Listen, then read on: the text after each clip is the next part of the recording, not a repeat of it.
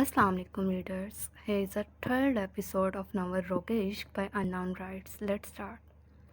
कुछ दिन बाद हारिस किसी लड़के के साथ खड़ा कुछ दिन तक यूनी में होने वाले फंक्शन के बारे में बात कर रहा था। अचानक नज़र हानिया पर पड़ी तो उसका खून खोल गया।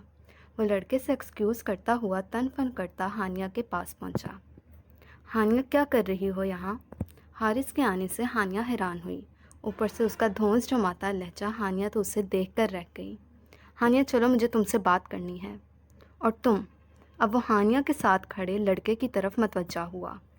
चलो भागो यहाँ से, जो बात करनी है बाद में करना। खूनख्वार नज़रों से घूरते हुए हारिस ने उस लड़के से कहा। उसको भेज के अब वो हानिया की तरफ मतवज्जा हुआ। हानिया को क्लाई से जकड़ता वो उसे यूनी के कदरे खामोश गोशे में ले आया, जहाँ स्टूडेंट्स ना होने के बराबर थे। रास्ते में मुसलसल हानिया की मज़ाहमत जारी थी, लेकिन वो उसकी बातों पर कान धरे बगैर उसे यहाँ ले आया। हारिस ने हानिया की कलाई ज़ोर से झटकी, जिसके नतीजे में वो दीवार के साथ जा लगी। वो हारिस का जरहाना तेवर देखकर बहुत खौफज़दा हो चुकी थी। अब हारिस कदम ब कदम उसकी तरफ बढ़ रहा था। हानिया तो दीवार में घुसने को थी। कौन था वो? हारिस ने नहायत सर्द लहजे में कहा। हानिया, जो पहले डरी हुई थी, उसका लहजा सुनकर खौफ के मारे उसका नन्हा दिल कांप कर रह गया। क्लास फेलो था। उसके बहुत कोशिश करने के बावजूद भी उसकी आवाज़ कांप गई। क्या करने आया था वो तुम्हारे पास? लहजा हनोस सख्त था। आप प्लीज़ दूर रहकर बात करें, हानिया ने कहा। हारिस, जो पहले ही उसे किसी लड़के से हंसते बातें करते देख गुस्से में था, ऊपर से उस लड़के की नज़रें, वो सोच सोच कर पागल हो रहा था। वो नज़रें आम ना थीं, जज्बात से भरपूर नज़रें हारिस से मख्फी नहीं रह सकी थीं। हानिया की इस बात ने जल्दी पर तेल का काम किया। ये मेरी बात का जवाब नहीं है हानिया माजिद।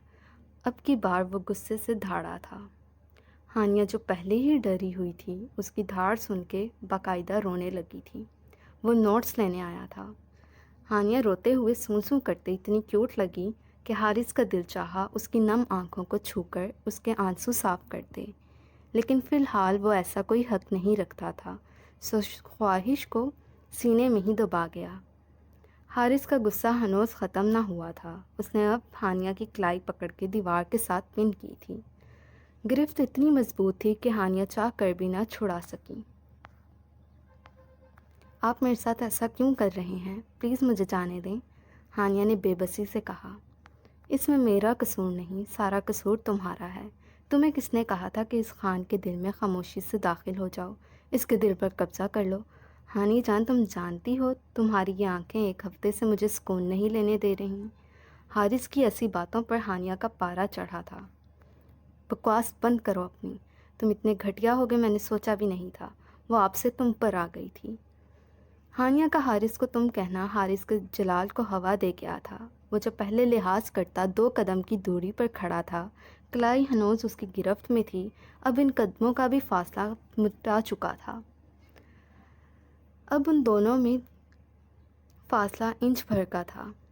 हारिस को अपने इतने पास देखकर हानिया के रहे सहे उसान भी ख़ता हो चुके थे। उसने हारिस को देखकर अपना गला तर किया। हारिस अब उसके कान के करीब झुका था। आप कहो हानी जान, हारिस ने कहा। हानिया ने नफ़ी में सर हिलाया। नहीं बोलूँगी, हानिया ने कहा। हारिस ने हानिया की कलाई पर गिरफ्त और मजबूत की। दर्द की वजह से उसकी आंखों से आंसू बहने लगे। मुझे दर्द हो रहा है, हानिया ने रोते हुए कहा। वो हाथ छुड़ाने के लिए मुसलसल मुज़ाहमत कर रही थी, पर कहाँ वो 26 साला मजबूत मर्द और कहाँ हानिया धान पान सी लड़की। तो मैं क्या करूँ? हारिस ने बेतासुर लहजे में कहा। मुझे जाने दो, हानिया ने इल्तिजाया लहजे में कहा। ऐसे नहीं हानी जान, पहले कहो। हारिस, आप प्लीज़ मुझे जाने दें। हारिस, मुझे जाने दो, हानिया ने हिचकियों के दरमियान कहा। जाने हारिस, ऐसे नहीं, हारिस ने कहते साथ उसकी दोनों कलाइयों पर गिरफ्त और मजबूत की। आह, हारिस प्लीज़ मेरा हाथ छोड़ दें, प्लीज़ मुझे जाने दें। अब की बार पकड़ इतनी मजबूत थी कि हानिया की कराह निकली। न चाहते हुए भी उसने ये अल्फाज अदा किए। हारिस ने उसका हाथ छोड़ा और दूर होकर खड़ा हो गया। हानिया ने अपनी कलाई देखी, जहाँ अब निशान पड़ चुके थे, जंगली। उसने सरगोशी में कहा, لیکن سرگوشی کی آواز اتنی تھی کہ حارث سن سکتا تھا۔ وہ ہانیہ کی طرف یہ کہتے ہوئے لپکا، ادھر آؤ میں تمہیں بتاؤں میں کتنا جنگلی ہوں۔ پر ہانیہ دوڑ لگا چکی تھی اور زویا کے پاس پہنچ کے ہی اس نے سانس لیا۔ ہائے میرے دل کی ڈرپوک ملکہ، بھاگ لو جتنا بھاگنا ہے، آخر بعد میں آنا تو میری ہی دسترس میں ہے۔ حارث نے ہانیہ کو بھاگتے دیکھ کہا اور بالوں میں ہاتھ پھیرتے وہاں سے چلا گیا۔ زویا نے ہانیہ کو دیکھا تو ایک دم پریشان ہو کر اس کی طرف بڑھی۔ ہانیہ کیا ہوا ہے؟ زویا نے فکر مندی سے پوچھا۔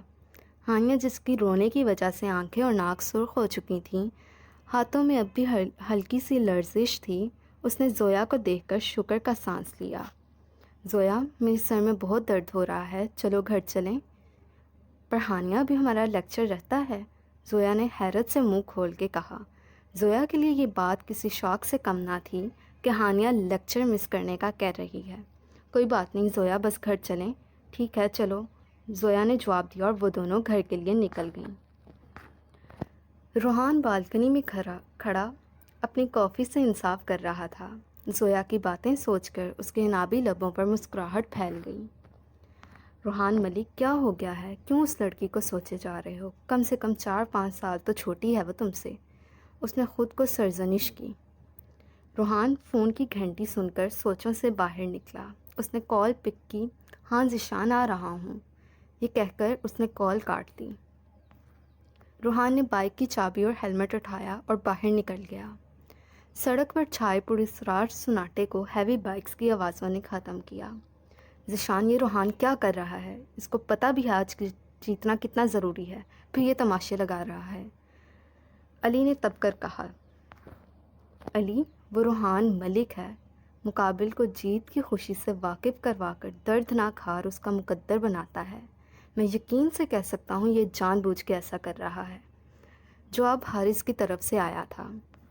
منظر اب یوں تھا جہاں پہلے عمار کی بائک ہواؤں سے باتیں کرتی روحان سے بہت آگے تھی، اب روحان ملک کی بائک ایک ہی جست میں عمار کی بائک کراس کر کے باؤنڈری تک پہنچ چکی تھی۔ عمار نے اس کو جیتتے دیکھ خون شام نظروں سے روحان کی طرف دیکھا، جیسے کہنا چاہ رہا ہو تمہیں تو میں دیکھ لوں گا۔ روحان نے بھی آئی برو اٹھا کر طنزیہ مسکراہٹ دکھائی، جیسے کہا ہو شوق سے دیکھنا۔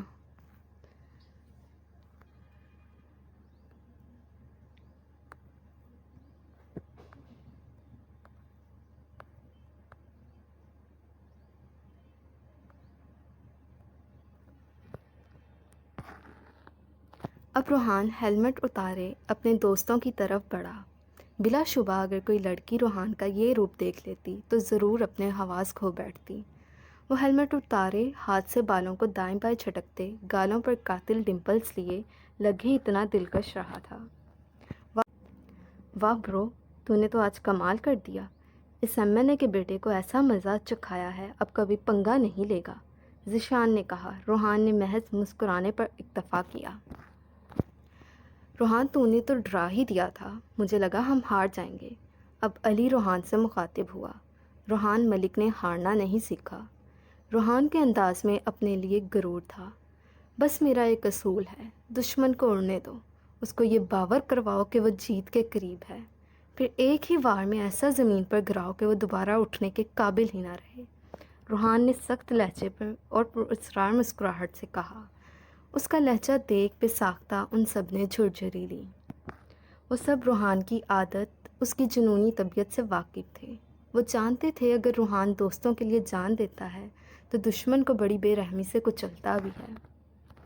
اچھا، اب ٹائم کافی ہو گیا ہے، صبح یونی بھی جانا ہے، چلو اب نکلو تم سب بھی، روحان نے کہا اور وہ لوگ ایک دوسرے سے مل کر چلے گئے۔